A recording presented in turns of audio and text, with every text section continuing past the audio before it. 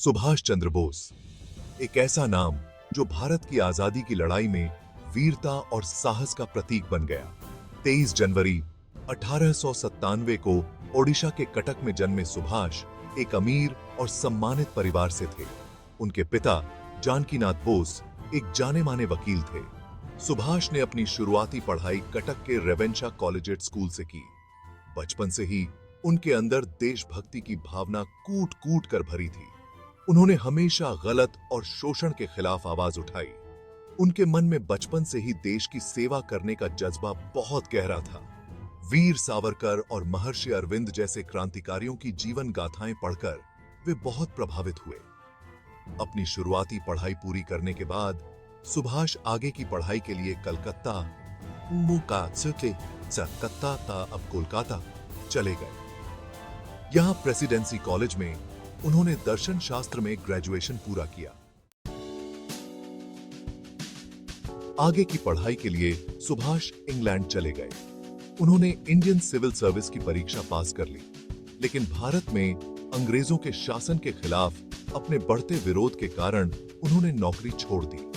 वे भारत वापस आ गए और भारतीय राष्ट्रीय कांग्रेस में शामिल हो गए, जो उस समय भारत की आजादी के लिए लड़ने वाली सबसे बड़ी पार्टी थी। सुभाष कांग्रेस में एक नए और युवा नेतृत्व चाहते थे। वे पूरी आजादी के पक्षधर थे और किसी भी तरह के समझौते के खिलाफ थे।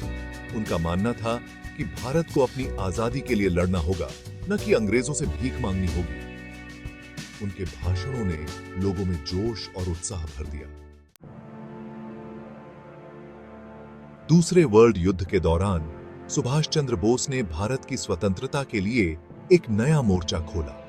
उन्होंने जापान की मदद से आजाद हिंद फौज बनाई।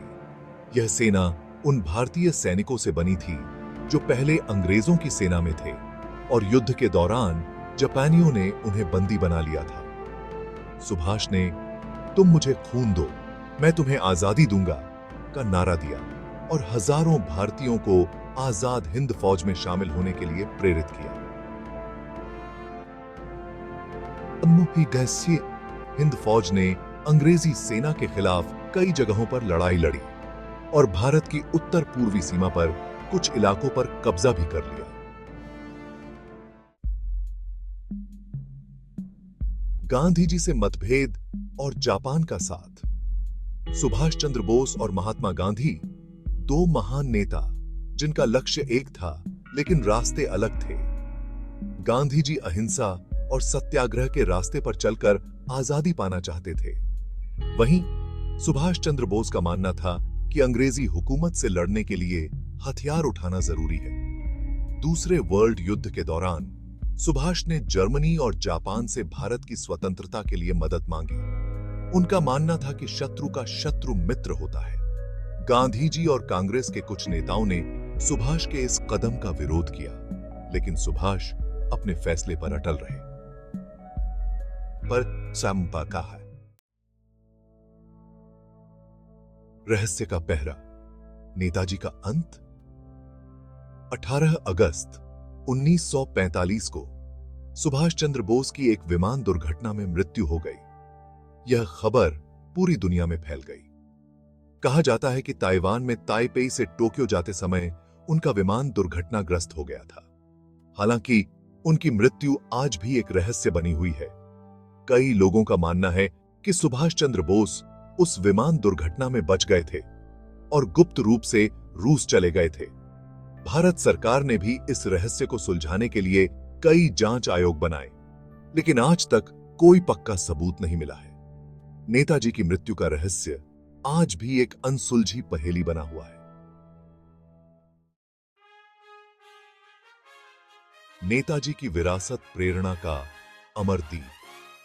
सुभाष चंद्र बोस भले ही आज हमारे बीच नहीं है, लेकिन उनकी वीरता, साहस और देशभक्ति की कहानी हर पीढ़ी को प्रेरणा देती रहेगी।